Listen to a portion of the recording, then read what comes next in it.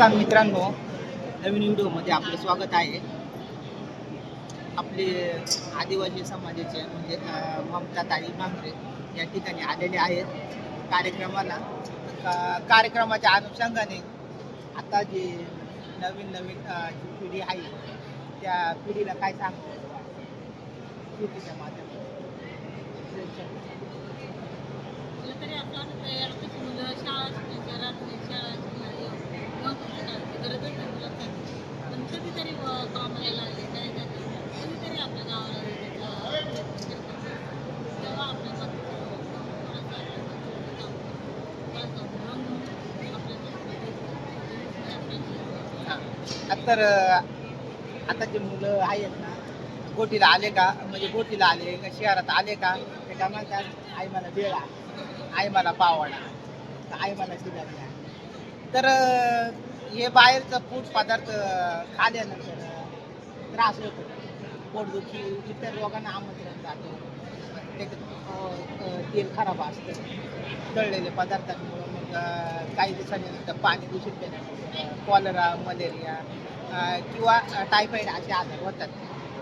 तर आताच्या पिढीला काय खाल्लं पाहिजे? पूर्वी लोक काय खायचे ते सांग. पूर्वीचे लोक भाकरी, मिरची, भाकर काही खायचे, पालेभाज्या, भाजीपाला काही ते हे करून खाणं खायचे, काही खायचे नाही का लहान जायचं जंगलात चालायला गेले का त्यांच्या पाठीला कल्पना करत राहतात त्या घुमकं बनायची, दुर्गंध खाणायची, खायची, मेंढं खायची.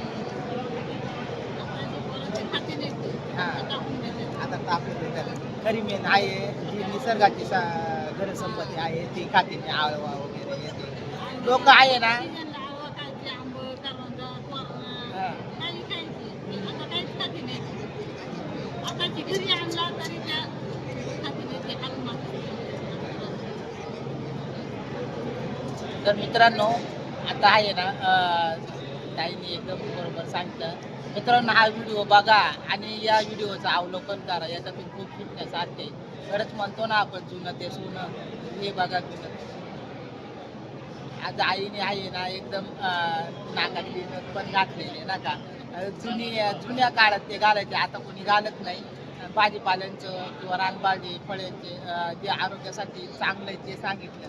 तर मी एक असं गाणं ऐकलेलं होतं कुठंतरी. आईचं गाणं ऐकलं का? चाल सुंदरा आपण जाऊ डोंगरा, चाल सुंदरा आपण जाऊ डोंगरा, आळवाला चवणारी करवंदाची चवबरी, आळवाला चवणारी करवंदाची टोपली बरी, अग चाल सुंदरा आपण जाऊ डोंगरा, चाल सुंदरा आपण जाऊ डोंगरा. म्हणजे गाण्याच्या माध्यमातून आहे ना आमचे गाणेच अशी आहेत. एक शब्द टाकला का दुसरा गाणं लगेच तयार होतो. आणि या गाण्याच्या माध्यमातून जी निसर्ग संपत्ती, करवंद, आळवं, मेका, इतर जे खाद्यपदार्थ आहेत ते निसर्गात मिळतात ते टिकवण्याचं काम चालतं. मित्रांनो अजूनही आपले जे जुने जुने आहेत ना कंदमुळे वगैरे हे खात जा आणि आपलं आरोग्य चांगलं ठेवा. हेच आईचं हेच सांगणं आहे. मित्रांनो भेटू पुढच्या व्हिडिओ.